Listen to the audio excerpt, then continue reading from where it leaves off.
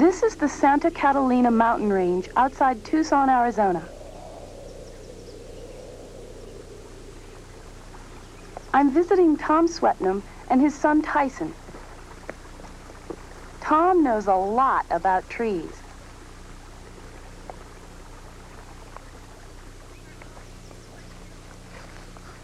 Tom, you said you're a dendrochronologist? What is that? That's right. Well, it's from the words dendro and chronology. Dendro meaning tree, chronology meaning time-telling. You put the two together, and that's what we do. We use trees to tell things about things that have happened in the past. So you're like a tree detective. That's right. Can we tell how old a tree is just by looking at it? By counting the number of branches or by how tall it is? Well, in general, the higher the tree, it may be older than some of the other trees that are not quite so high. But you can't take that too far because some trees are just growing in more favorable conditions than others, and so they get higher. Some of the trees that are shorter around here may actually be older than that tree. Really? Yeah. This looks like a pretty good tree. How come? Because it's really tall? Yeah, it's a pretty good-sized tree, and it probably has some age on it. But we really have to take a sample to be sure. Hey, Dad, you know what made these holes? Oh, I think those were probably made by a woodpecker pounding into the bark there, trying to get at a grub or an insect. He just probably perched on the bark there and used his beak to tap into the wood there. By grubs, you mean food? Yeah, insects, little young insects living inside the bark there. These holes are, in fact, will look quite a bit like the hole that we're going to make with our increment borer. What's an increment bore? Well, it's an instrument that we use to take a sample from the inside of a tree. To see how old it is? That's right. Exactly. Well, exactly when we get back into the laboratory. We can take a look at it out here and get an estimate for how old it is. Okay, let's do it. Right. Okay, first of all, I have to take out the extractor, which is that device. Okay. Now hold on to that. And then what we do is we take the bit out of the handle, which just fits right inside of it, and we put the bit back on the handle like so. And then we're ready to put it into the tree. Okay, so we just put the bit right against the tree like that, and we give it a little bit of pressure, and we start turning the handle. What's that noise? Well, that's it cutting through the wood as it goes into the tree. It's just the fibers in the wood itself are kind of bending back in shape after the borer goes past them. Want to try it? Yeah. Try it. Here, hold this. Thanks. Just turn. Yeah, there's one. You see, when you stop there for a minute, the fibers kind of bent back again. And then as it started, it popped through them. Dad, does it hurt the tree? Not really. We're just going through a very small little portion. How do you know when you're near the center? Well, you have to estimate, really, based on the size of the tree and the length of your increment bore. I think we're pretty close to there right now. Let's take the core out. With this? Right. This is the extractor. And what we do is slide it in like so. And what's happening is it's sliding right underneath the core now as it's going into the tree. We make the extractor go all the way in. Okay, now we turn the handle one turn backwards. That breaks off the core from the inside of the tree. And we just gently pull it out, and the extractor pulls the core out with it. See?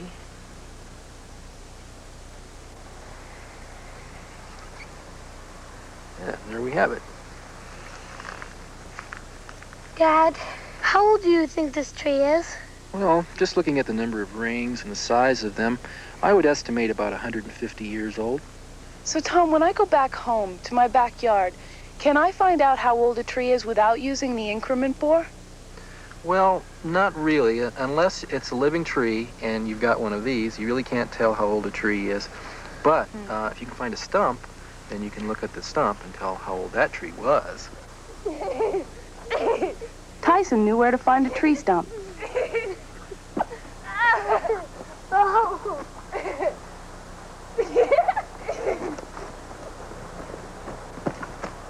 All right.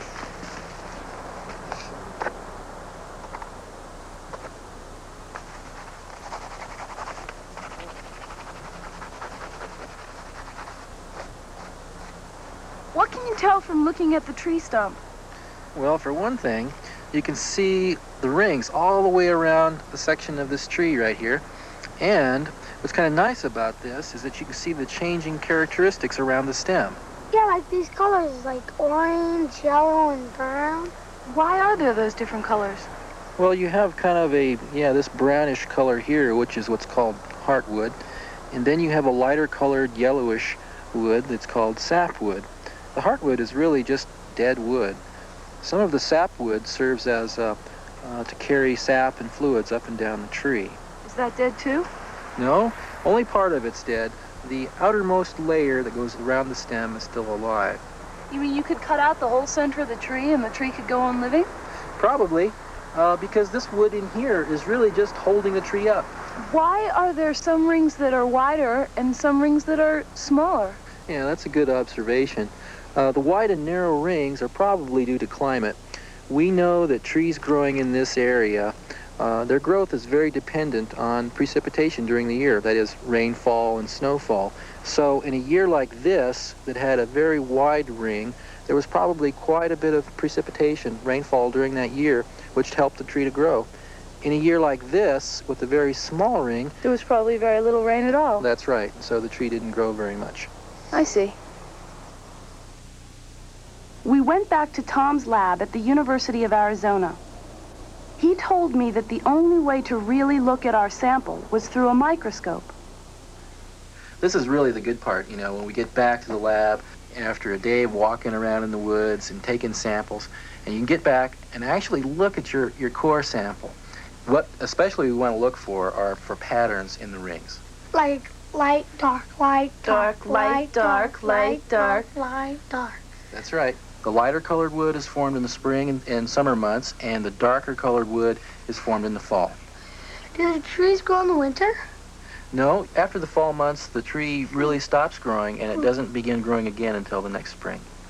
So you mean that the light and the dark make a pair, and the pair makes a ring, and the ring is a year in the life of a tree?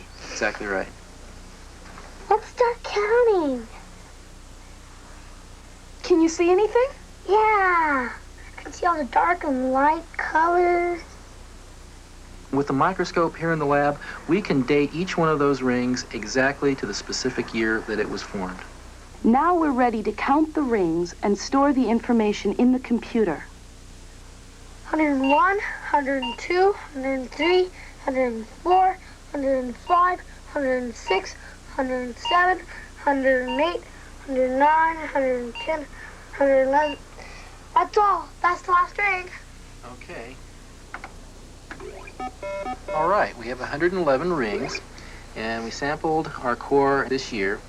So if we count back 111 rings or years, including the 1986 ring, that would give us 1876. That was the year that this tree was a seedling. I see. The pattern of a tree's rings can teach you a lot about a tree's life.